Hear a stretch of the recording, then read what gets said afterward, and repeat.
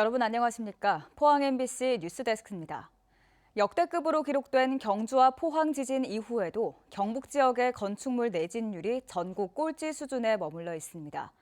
정부가 추진 중인 내진 보강 지원 사업들이 실효성 없이 형식적으로 추진되기 때문인데요. 포항에서는 지난해 사업 신청이 아예 없어 책정된 예산을 한 푼도 쓰지 못했습니다. 장성훈 기자가 보도합니다. 정부로부터 지진 안전을 인증받은 포항의 한 민간 건축물입니다.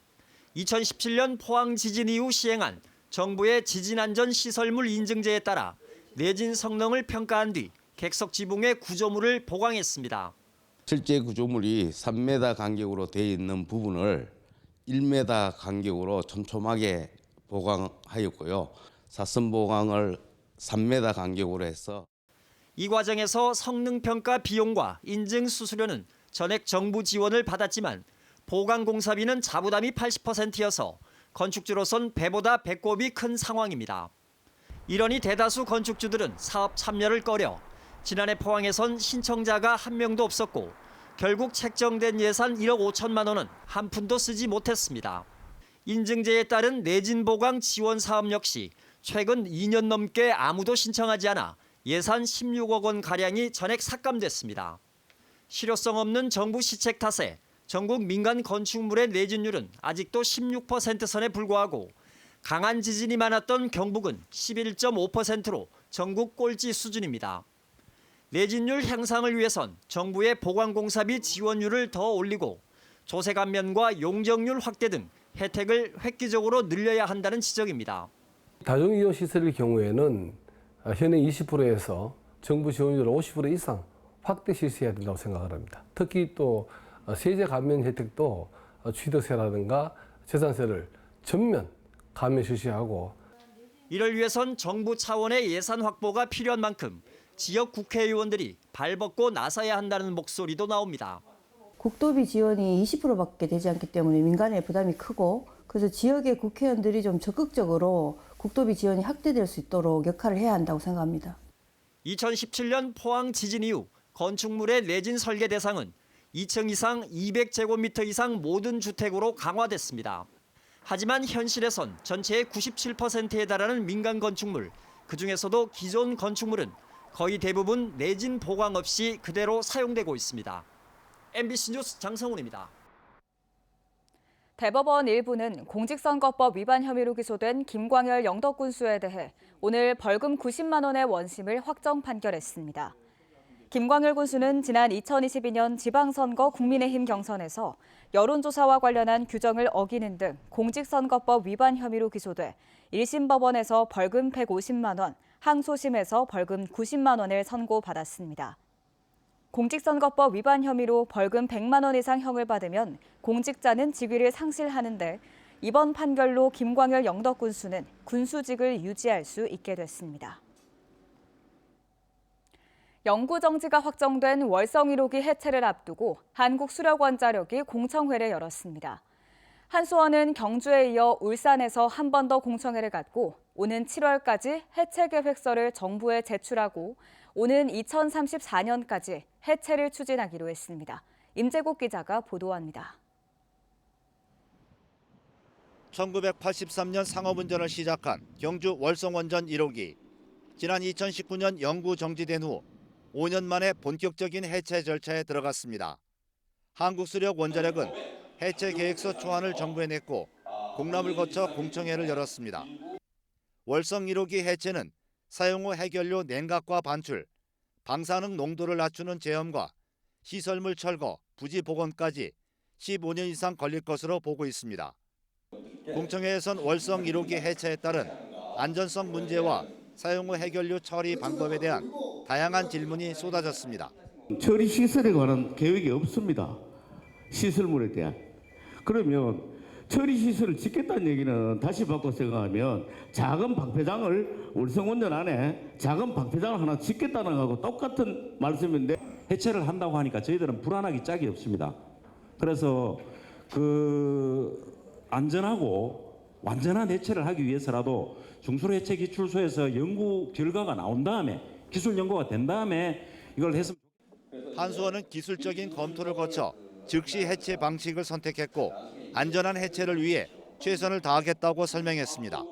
새로운 처리 시설을 만들어서 거기에서 절단하고 포장하는 것이 훨씬 더 안전적인 측면에서 좋을 것이라고 생각을 해서 별도의 처리 시설을 짓는 것이지 거기에 폐기물을 저장하는 곳은 아닙니다. 한수원은 경주에 이어 울산에서 공청회를 한 번 더 열고 오는 7월 해체 계획서를 제출하고 오는 2034년까지 해체를 추진하기로 했습니다. 한편 정부는 중소료형인 월성 1호기에 대한 해체 기술 확보를 위해 오는 2026년까지 경주의 중소로 해체 기술원을 짓기로 했습니다. MBC 뉴스 임재욱입니다. 고리 1호기 역시 이미 영구 정지돼 국내 최초로 해체 작업 절차에 들어갔습니다. 이를 계기로 한수원은 원전 해체 시장에 뛰어들겠다는 구성인데요. 해체하더라도 사용 후 해결료를 저장할 곳이 없어 해결해야 할 과제가 만만치 않습니다. 조민희 기자가 취재했습니다. 우리나라 최초로 상업 운전을 시작한 고리 1호기 원자력 발전소. 지난 2017년 연구 정지된 뒤 국내에선 처음으로 해체 작업을 준비해왔습니다. 연구 정지 7년 만에 한국수력원자력은 해체 작업에 첫 발을 뗐습니다. 사전 단기 개통 제염 작업에 착수한 것입니다. 개통 제염은 원자력 발전소 안에 있는 방사성 물질을 화학약품으로 제거하는 작업입니다. 방사성 물질을 기존보다 30분의 1까지 줄일 수 있습니다.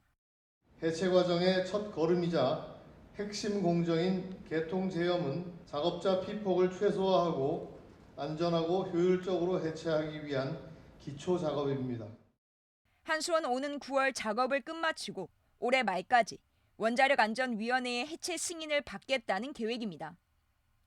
문제는 사용 후 해결료의 처리 방법입니다. 고리 1호기를 해체하려면 485다발에 달하는 사용 후 해결료를 안전하게 옮겨 저장할 곳이 필요합니다. 하지만 당장 내보낼 곳이 없습니다. 영구 방패장을 짓기 위한 특별법은 21대 국회에 계류돼 있고 부진에 지어질 임시 저장 시설은 건립 예정 시기가 확실하지 않습니다. 그 비방사성 시설을 우선 철거를 하려고 하고 있고요. 사용 후 해결료를 건식 저장 시설이 마련되면 이송을 한 후에 해체를 추진을 하려고 하고 있습니다. 정확한 날짜를 저희가 말씀드리기가 어렵습니다. 한수원은 가능한 서둘러 임시 저장 시설을 짓겠다는 계획이지만 인근 주민들의 반발이 거셀 수 있어 녹록치 않을 전망입니다. MBC 뉴스 조민입니다. 포항시 지역소음 대책심의위원회는 올해 군소음 피해 보상금을 4,700여 건에 12억여 원으로 결정했습니다. 군소음 피해 보상금은 군용비행장과 군사격장 인근 주민에게 지급하는 것으로 오천읍과 동해면, 청림, 제철동, 흥해읍과 장기면 등이 소음 대책 지역입니다. 보상금에 이의가 있으면 결정 통보일로부터 60일 이내에 이의 신청을 할 수 있습니다. 대구 경북 지역 상장법인의 4월 시가총액이 3월보다 5조 7천억 원이 감소했습니다. 한국거래소 대구혁신성장센터에 따르면 전기전자와 철강금속 업종의 하락으로 포스코 그룹주와 에코프로머티를 중심으로 하락하면서 시가총액이 감소한 것으로 나타났습니다. 전체 주식시장은 4월 한 달 미국 연준의 금리 인하에 대한 부정적인 발언에 따라 전체적인 하락세를 보이다가 중동발 리스크가 터지면서 하락폭이 심화됐습니다. 하지만 반도체 주식 중심으로 외국인 순매수세가 유입되면서 하락폭을 줄여 3월 대비 소폭 하락세를 보였습니다. 오늘 전국에 있는 문신사들이 대구에서 대규모 집회를 열었습니다. 그동안 법원이 문신을 의사만 할 수 있는 의료행위로 보고 문신사들을 범법자로 판단해 왔는데 이걸 뒤집을 수도 있는 국민참여재판이 대구지법에서 열리기 때문입니다. 손은민 기자가 보도합니다. 대구지법 앞에 전국에서 온 문신사 500여 명이 모였습니다. 문신은 의료가 아니라는 피켓을 들었습니다. 시민들을 향해 호소문을 읽고 재판부에 낼 탄원서에 서명도 받습니다. 다음 주 재판받는 동료의 무죄를 촉구하기 위해서입니다. 지난해 대구에서 눈썹 문신을 시술해온 20대 문신사가 재판에 넘겨졌습니다. 문신하러 왔던 손님이 신고했습니다. 미성년자라 시술을 거절했더니 앙심을 품었습니다. 그동안 법원은 지난 1992년 문신 시술을 의료 행위로 판단한 대법원 판례를 근거로 의료인이 아닌 문신사가 하는 문신 시술은 모두 불법으로 봐왔습니다. 2020년부터 지난해까지 400여 차례 눈썹 문신을 시술한 게 다 의료법과 공중위생관리법에 저촉된다는 겁니다. 검찰이 약식 기소했고 벌금이 선고됐는데 문신사 측이 정식 재판을 청구했습니다. 문신사들은 문신 같은 반영구 화장을 이제 미용 행위로 보고 문신사를 합법화해야 한다고 말합니다. 우리나라에서 의사들이 문신하는 사람은 사실 많지가 않거든요. 그런데 그걸 의료행위로 묶어뒀기 때문에 문신하는 사람들을 계속 양성화를 하는 거, 범법자 양성을 하는 거고 이렇게 방치하고 있는 것보다 법을 만들어서 제도화해서 국민의 안전이라든지 그런 것들을 꼭 보장을 받아야 되는. 국내 전업 문신사는 30만 명, 문신사에게 문신을 시술받은 사람은 1,600만 명이 넘을 걸로 업계는 추산합니다. 재판부는 이 사건을 국민 참여 재판으로 다루기로 했습니다. MBC 뉴스 손은민입니다. 경북교육청은 지난달 시행한 2024년도 제1회 검정고시 합격자를 발표했습니다. 1,200여 명이 지원한 이번 검정고시에서는 800여 명이 합격해 79%의 합격률을 보였습니다.